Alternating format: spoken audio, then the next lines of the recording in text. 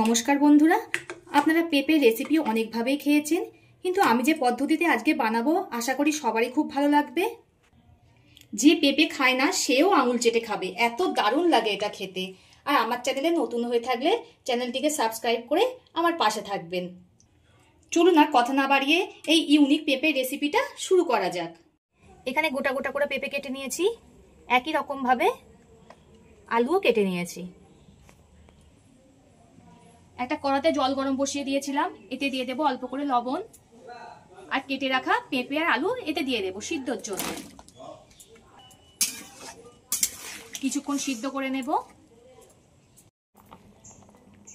পেঁপে আর আলুটা 50% মতো সিদ্ধ করে নিয়েছি। এবার একটা ঝাঁঝরি গামলিতে নিয়ে জলটাকে ঝরিয়ে নেব। কড়াটা গরম হতে বসিয়ে দিয়েছি, এতে দিয়ে দেবো সর্ষের তেল। তেলটা গরম হয়ে গেছে, এতে দিয়ে দেবো একটা শুকনো লঙ্কা, একটা তেজপাতা আর 3টে দারচিনি আর একটু লবঙ্গ। এগুলোকে ফোড়ন দিলাম। ফোড়নটা একটু ভাজা ভাজা করে নিতে হবে। এবার এর মধ্যে জল ঝরিয়ে রাখা পেঁপে আর আলুগুলো দিয়ে দেব। পেঁপে আর আলুটা খুব ভালো করে ভাজা ভাজা করে নেব।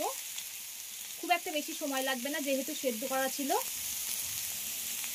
হালকা একটু ভাজা ভাজা হয়েছে, এবার এতে দিয়ে দেবো স্বাদ মতো লবণ।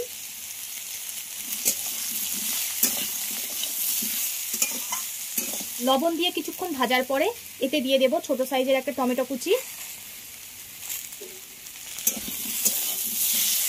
টমেটো গলা অবধি ভালো করে ভেজে নিতে হবে।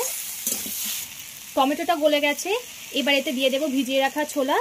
ছোলার পরিমাণটা আপনারা কম বেশি করে দিতে পারেন। ছোলাটা পেঁপে আলুর সঙ্গে 3 মিনিট মতো কষিয়ে নিয়েছি। এবার এতে দিয়ে দেবো চা চামচের 1.5 চামচ মতো আদা বাটা,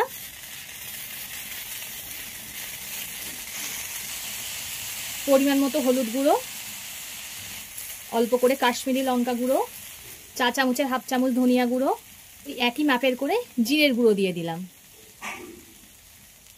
সমস্ত কিছুকে খুব ভালো করে কষিয়ে নেব। মশলাগুলো পেঁপে আলুর সঙ্গে খুব ভালো করে কষানো হয়ে গেছে। ঝালটা আপনারা পরিমাণ মতো দিয়ে দেবেন, যে যেমন পছন্দ করেন। পেঁপেটা ঠান্ডা তরকারি বলে আমি ঝালটা অল্প করেই দিলাম। এবারে এতে পরিমাণ মতো জল দিয়ে দেব। আপনার যদি একটু ঝোল পছন্দ করেন একটু জল বেশি দেবেন, আর যদি একটু শুকনো করেন তাহলে একটু অল্প জল দিলেই হয়ে যাবে। এবার ঝোলটাকে ফুটতে দেব। ঝোলটা ফুটছে, এতে দিয়ে দেব চা চামচের 1 চামচ চিনি।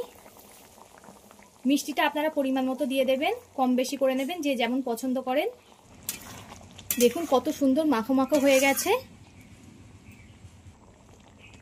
এবার আমি নামিয়ে নেব।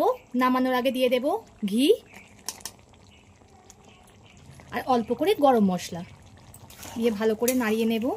আপনারা একবার হলেও পেঁপে এইভাবে ট্রাই করে দেখবেন, অসাধারণ লাগে খেতে। আমার হয়ে গেছে, নামিয়ে নেব।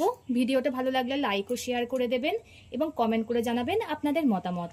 পরবর্তী ভিডিওতে আপনাদের সঙ্গে আবার দেখা হচ্ছে।